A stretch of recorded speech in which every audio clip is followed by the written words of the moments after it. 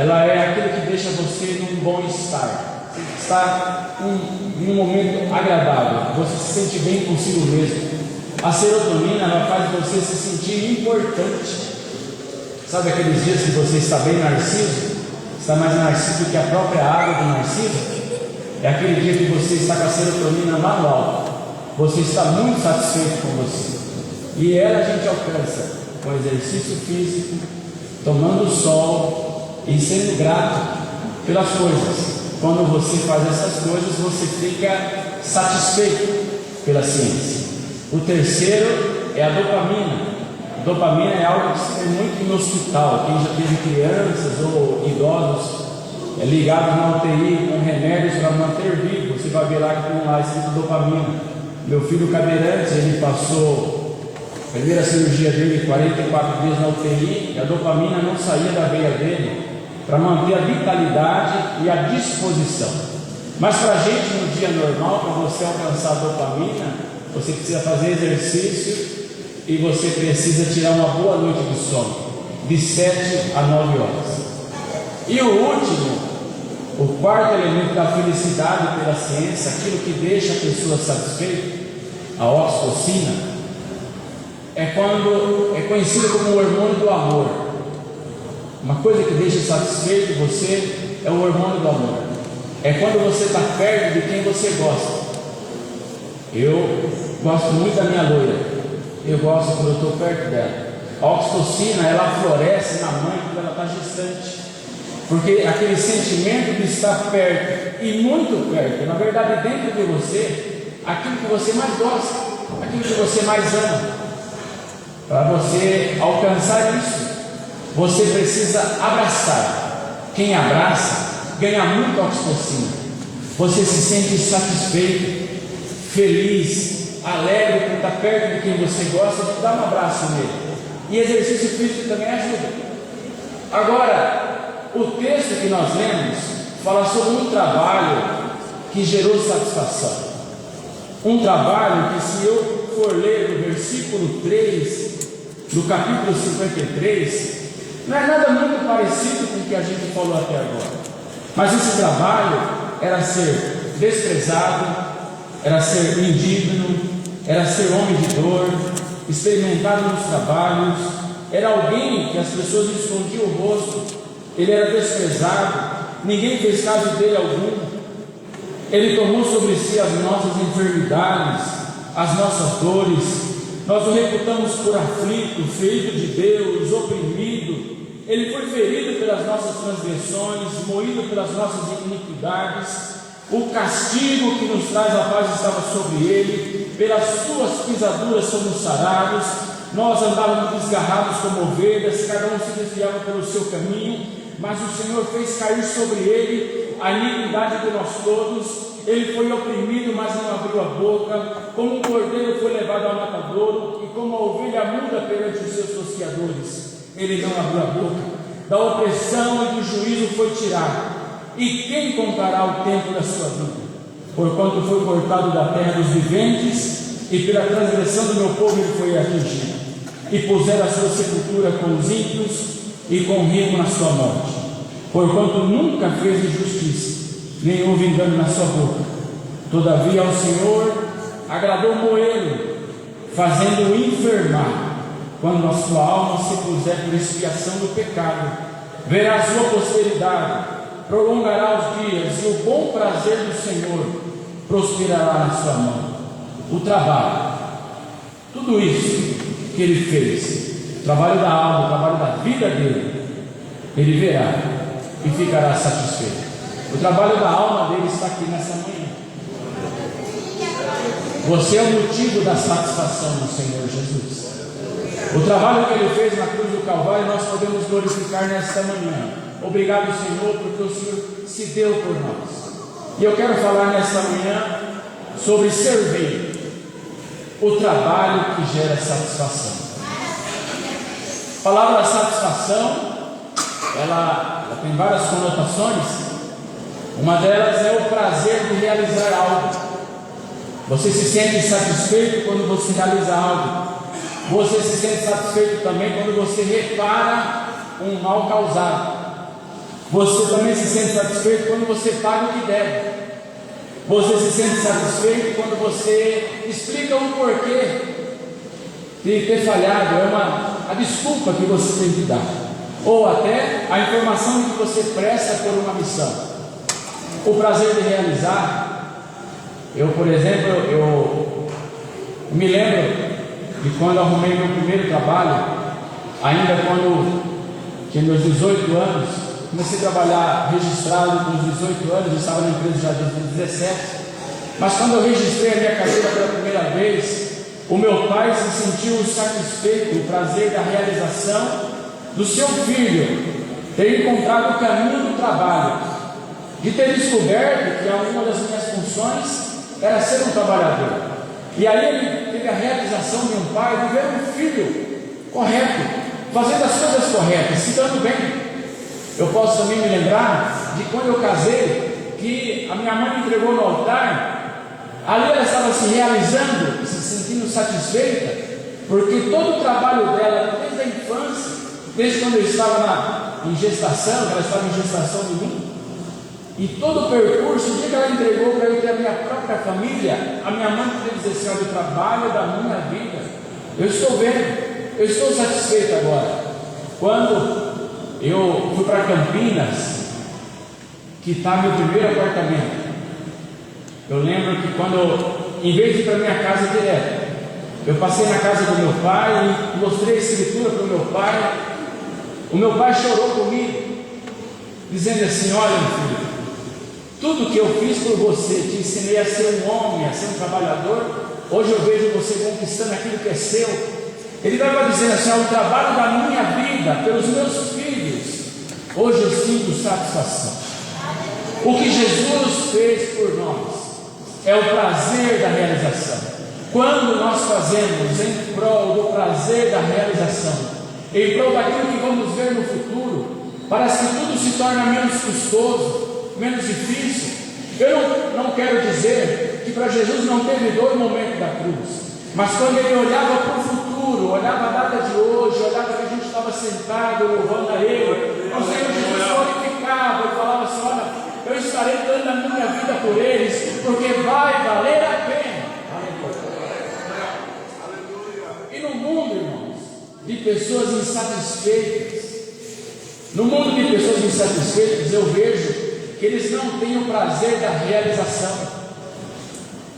Essa semana, um amigo meu, muito feliz, ele estava na fila para adoção há 7 anos. O fórum chamou ele e falou: olha, você precisa vir no fórum. Ele até achou que era apenas para renovar o cadastro. Mas quando ele chegou lá, tinha uma criança de 2 meses, que foi abandonada pelos seus pais, e agora ele estava assumindo. Ele agora ia cuidar daquela criança. Para ele ia ser um trabalho a ele realizar. Mas alguém deixou de fazer o seu trabalho. E você encontra no mundo pessoas insatisfeitas porque aquilo que chegou na sua mão para fazer, não faz. Eu vejo pessoas insatisfeitas porque não pagam nem o que devem. Eu vejo pessoas insatisfeitas porque não pedem desculpa. Eu vejo pessoas insatisfeitas porque não prestam conta para ninguém. Eu vejo pessoas insatisfeitas porque não reparam o mal causado. São situações que a gente sabe a receita de como fazer para ser feliz, coisas que a terra nos mostra. Essas pessoas que se sentem insatisfeitas têm buscado a satisfação em uma outra coisa. Tem gente que acha que a satisfação está na comida, mas a satisfação da comida é o fruto da ansiedade.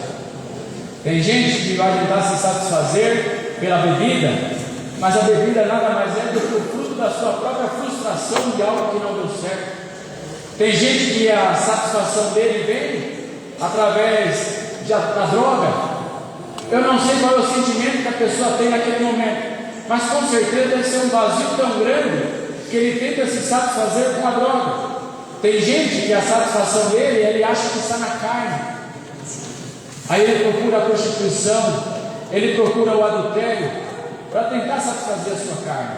Tem gente que a insatisfação dela está na alma, e ela consome compra, compra, compra, compra, adquire, adquire, adquire e nunca se satisfaz. Eu, como corredor, eu gosto muito de um tênis, chama 1080. Ele tinha a versão 1, a 2, a 3, a 4. Aí ano passado eu tinha a versão 13 e eu estava a fim de comprar a versão 13. Quando chegou a condição de comprar a 13, apareceu a versão 14. Aí, irmãos, é algo que não acaba nunca. A gente sempre vai querer o mais novo, o melhor. Essa insatisfação nunca vai ser preenchida com aquilo que o teu olho pode ver. Assim diz Eclesiastes capítulo 4: o homem não se satisfaz com o que o olho vê. Ele vai dizer também no capítulo 6 que certo homem, ele era rico, mas ele era insatisfeito, porque mesmo com a riqueza ele não podia usar da sua riqueza. Provavelmente pela sua saúde, às vezes tem muito dinheiro, mas não tem condição de gastar riqueza. Ele vai falar de um homem que tinha muitos filhos. Ah, como é bom ter muitos filhos, parece que todos eles vão cuidar da gente. Mas um homem que tinha muitos filhos, mas que não tinha um, nem para enterrar ele. Ele teve tantos, mas nenhum filho satisfez a vida dele. As pessoas têm buscado satisfação no mundo, irmãos. Mas a Bíblia dá receita, em Isaías capítulo 55. Por que você gasta o dinheiro naquilo que não é pão? Naquilo que não pode te satisfazer? Eu vou falar para os irmãos duas coisas que vai trazer satisfação na sua vida. Uma para terreno e uma para celestial. A primeira, trabalhar. Isso é o que nos satisfaz aqui na terra. E eu digo isso porque Jesus é nosso exemplo. A Bíblia começa, o primeiro versículo da Bíblia é Deus trabalhando. No princípio criou Deus, Bereshit bara Yahweh. Deus criou desde o começo. Não é à toa que Jesus diz no capítulo 5, versículo 17 de João, que o meu Pai trabalha até agora, e eu trabalho também. Em Marcos capítulo 6, versículo 3, as pessoas quando encontram Jesus, provavelmente depois que José, seu pai, já tinha falecido e ele cuidava da sua família, olham para ele e falam assim: não é este o carpinteiro? Um homem que não era chamado pelo seu próprio nome, mas era chamado pela sua profissão. Jesus desde o começo mostrou responsabilidade e o cuidado com o trabalho.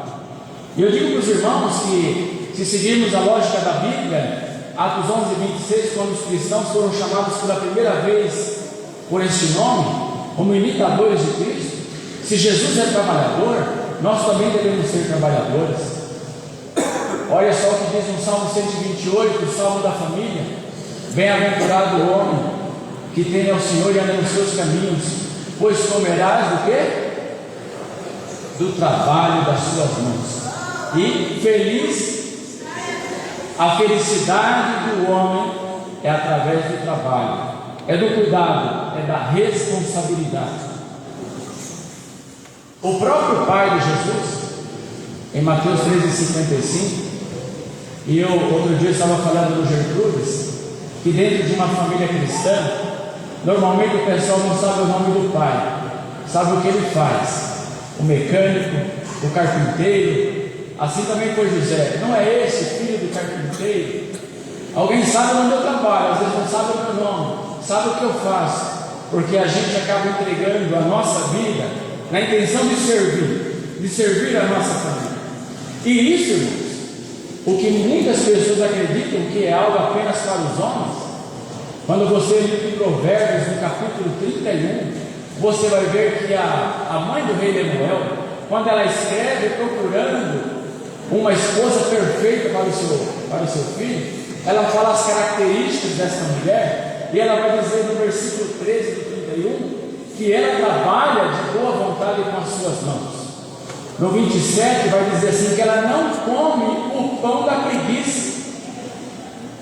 Essa mulher não é preguiçosa. E quando a gente fala de preguiça, já nos lembra aquele versículo: vai ter, olha para os caminhos dele, você sabe. o contexto do verso da formiga fala que a formiga é diferente da gente, que às vezes na empresa tem um encarregado, um supervisor nos olhando.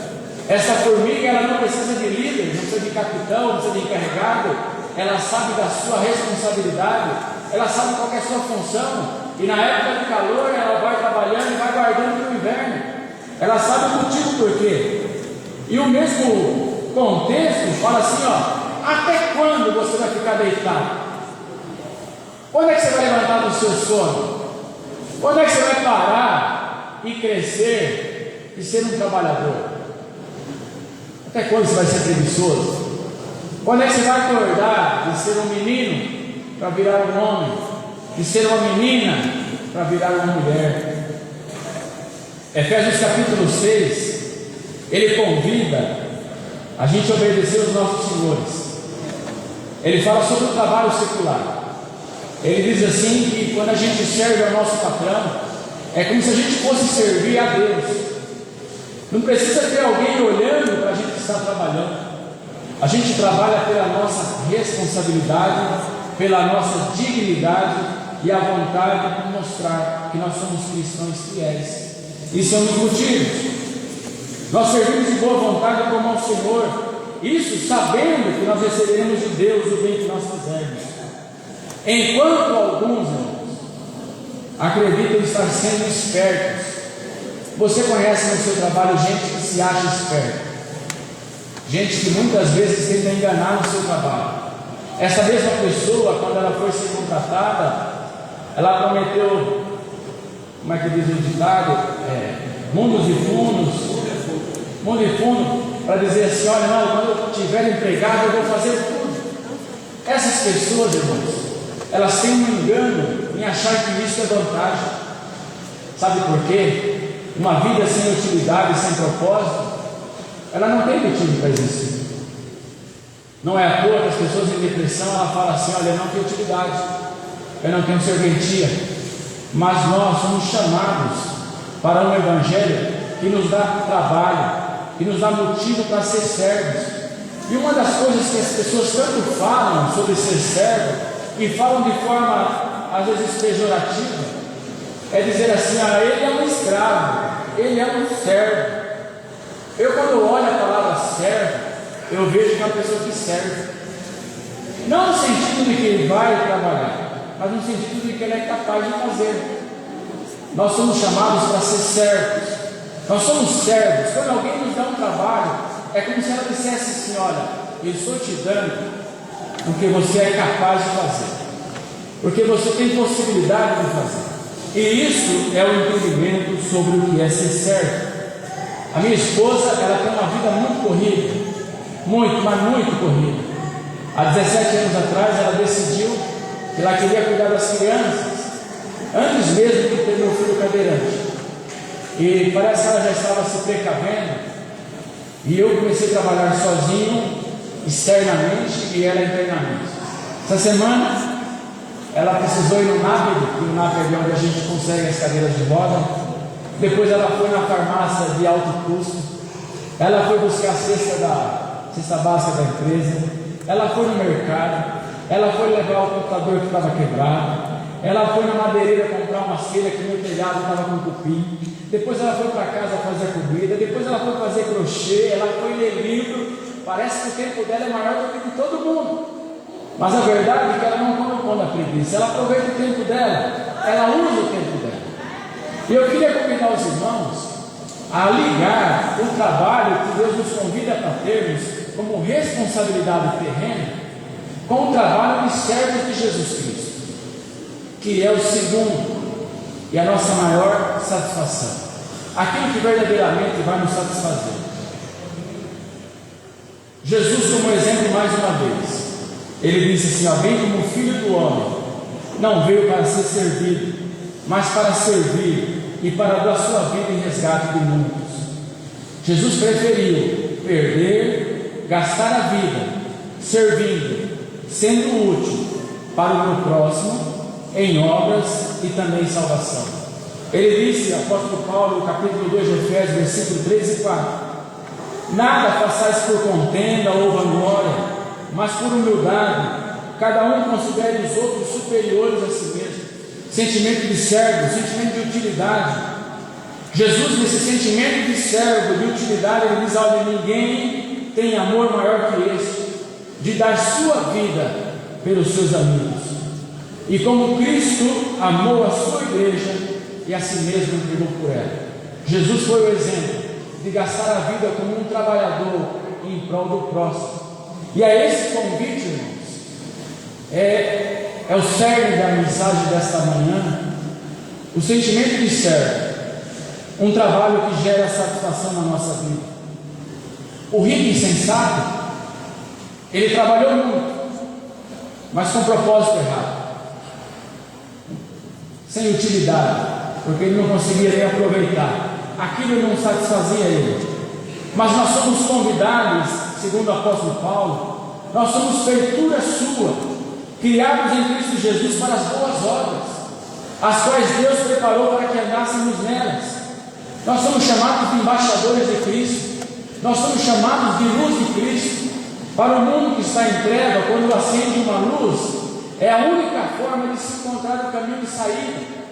Quando você olha na Bíblia, Jesus sendo chamado de pão da vida, Jesus sendo chamado de Emanuel, Deus conosco, sendo chamado de rebento de Jessé, muitas coisas da qual nós não podemos compartilhar, mas uma delas, ele compartilhou conosco, que é ser luz. Por quê? Se nós diz assim: sede meus imitadores como eu sou de Cristo. Se alguém está com a lâmpada, está saindo do quarto escuro, do mundo escuro, e eu sigo atrás de quem está com a lâmpada, todo mundo que me seguir sai com o primeiro da fila. Quem segue um seguidor de Cristo está seguindo Jesus Cristo também. Essa é uma obra da qual nós somos convidados. Há uma pessoa que, contando uma história, ele disse que foi atravessar um rio e o barqueiro tinha os dois remos, um chamava fé e um chamava obras. E aí ele perguntou assim: por que você tem escrito isso nos seus remos? Ele falou assim: porque a nossa vida é assim, ó, se eu só remar fé, o meu barco gira e não sai do lugar. Mas se eu girar só as obras, o meu barco gira e não sai do lugar. Mas quando eu junto a fé e as obras, eu vou marchando para frente. Se eu não tiver fé em Cristo, não mostrar isso em trabalhos, na minha vida, na utilidade, sendo fiel ao meu Senhor assim como Ele foi. Eu estava no mercado essa semana e estava olhando o celular. Para quem foi na saída primeiro desse mês, pegou uma fila gigante. Se você estava lá, eu estava lá também, dia primeiro. E quando eu estava na fila, esperando chegar a hora da minha vez no caixa, estava olhando no celular ali, chegou uma pessoa de sopetão, apertou minha mão, aí eu olhei, reconheci o rosto, mas não lembrava de certeza de onde que era. Aí eu perguntei para ele se era da empresa, né? Ele falou: não, é da escola, do curso técnico. Fazia 21 anos que eu não via ele. Aí a gente tinha aquelas conversas costumeiras: e aí, você está casado?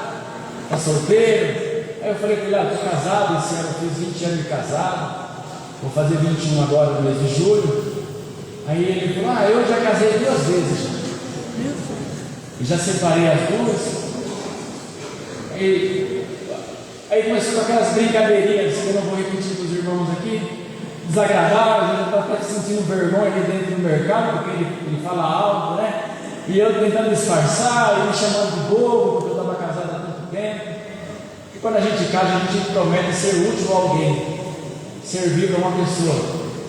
E ele foi falando, daqui a pouco eu perguntei dos filhos, ele falou: o meu filho não fala comigo, a gente tem um problema e tal. Daqui a pouco falou para mim que o pai dele estava bem velho, estava na época da herança, e falou que não falava com o pai dele também. Eu fiquei meditando. Passou-se 21 anos. Irmãos, isso não é vanglória, tá bom? É apenas uma citação, e acho que uma obrigação também. Mas eu continuo me dando bem com os meus irmãos, eu continuo me dando bem com os meus pais, eu continuo tendo uma família, eu estou vendo meu filho mais velho indo na faculdade, estou vendo meu filho mais novo nos caminhos do Senhor. Isso para mim é satisfação. As irmãos, eu encontrei a satisfação não é o dinheiro alcançado, mas, por exemplo, quando você está no sofá, sua mulher senta do seu lado, seus filhos, um deita no seu colo, outro fica na sua frente, e ali há a presença de Deus na tua casa, ali há satisfação. É isso que preenche a vida da gente, é trabalhar em prol de alguém, viver sem ter alguém para cuidar, sem alguém para amar, não vale a pena viver. Se você até hoje não aprendeu a servir alguém, ser útil para uma pessoa, há um convite para que a tua vida se satisfaça, não com neurotransmissores que virão automático, não porque a ciência explica, mas porque a palavra de Deus fala. Eu me lembro de João capítulo 6, quando Jesus tinha multiplicado os pães e dado satisfação terrena para as pessoas, o pão e peixe. Jesus ele sai ali que ninguém percebe, porque estavam tão focados no pão terreno. Jesus sai, ninguém percebe. Jesus vai para o outro lado do mar, quando as pessoas acabam o pão. Quando as pessoas acabam o pão, eles buscam a Jesus e não encontraram mais Jesus. Eles atravessam o mar, chegam do outro lado, e a partir do versículo 25 do capítulo 6, eles falam: Jesus, Rabi, desde quando você chegou aqui? Jesus responde para eles e diz: na verdade eu vos digo, que não me buscastes pelos sinais que vistes, mas pelo pão que comestes e vos saciastes. Trabalhai não pela comida que perece, mas pela que permanece, a qual dada pelo Filho do Homem, a qual Deus o Pai selou. Aí eles perguntam: então o que faremos para executar as obras de Deus? O que faremos para executar o trabalho de Deus? Ele responde assim: a obra de Deus é que creia naquele que Ele enviou. Nós obedecemos e trabalhamos quando cremos naquele que Ele enviou. O verso 35 vai dizer assim: eu sou o pão da vida. Quem vem a mim não terá mais fome. Essa insatisfação que o mundo gera em você, quando você tem Jesus na sua vida, você deixa de ter essa insatisfação. Jesus é o que satisfaz você. E ele diz: olha, e quem crê em mim nunca mais terá sede. O apóstolo Pedro, eu quero encerrar aqui as minhas palavras. A carta de 2 Pedro é um dos livros que eu mais amo na Bíblia, porque é o texto de uma pessoa já em idade, sabendo que iria morrer, e ele escreve dando conselhos para a gente do que fazer como um cristão. E ele fala sobre a gente adquirir a natureza divina.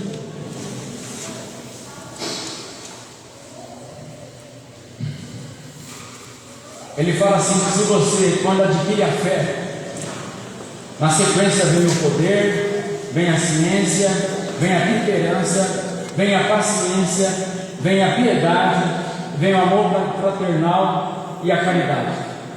Aí ele diz que quem segue a sequência da vida cristã, um progresso na vida cristã, o versículo 8 do primeiro capítulo de 2 Pedro fala assim: que você vai deixar de ser ocioso e estéril. Você não vai ser mais uma pessoa parada, e muito menos infrutífera, que nunca deu um fruto. E quando você tem essa visão de não ser ocioso nem sério, você não vai mais ser cego, ocioso. Se você não for estéril, de maneira nenhuma você vai tropeçar. E aqui eu vejo um conselho para as pessoas que se desviam. Eu nunca vi uma pessoa ocupada na igreja se desviar. Só se desvia quem é desocupado. Quando você tem uma preocupação, alguém por quem viver, ou se não é aqui dentro ou lá fora, alguém para você pregar o Evangelho, você nunca vai tropeçar. Quando você lembra de Eclesiastes capítulo 12, que diz sobre lembra-te do teu Criador nos dias da tua mocidade, muitas pessoas falam e usam muito isso a respeito de salvação. Mas o contexto, ele fala sobre quando o nosso braço enfraquece, quando a nossa perna enfraquece, quando o nosso olho enfraquece. Está muito ligado a você falar assim: olha, lembra de trabalhar quando você pode. Salvo você já é, mas você precisa apresentar alguma coisa. O hino de número 16, e eu não sou cantor, diz assim: posso tendo eu as mãos vazias ao Senhor me apresentar, quantas almas poderia ao Senhor apresentar? Então fica uma pergunta e um sentimento aqui, irmãos, que nós vamos a servir, pois isso nos trará satisfação. Que Deus abençoe os irmãos, em nome de Jesus.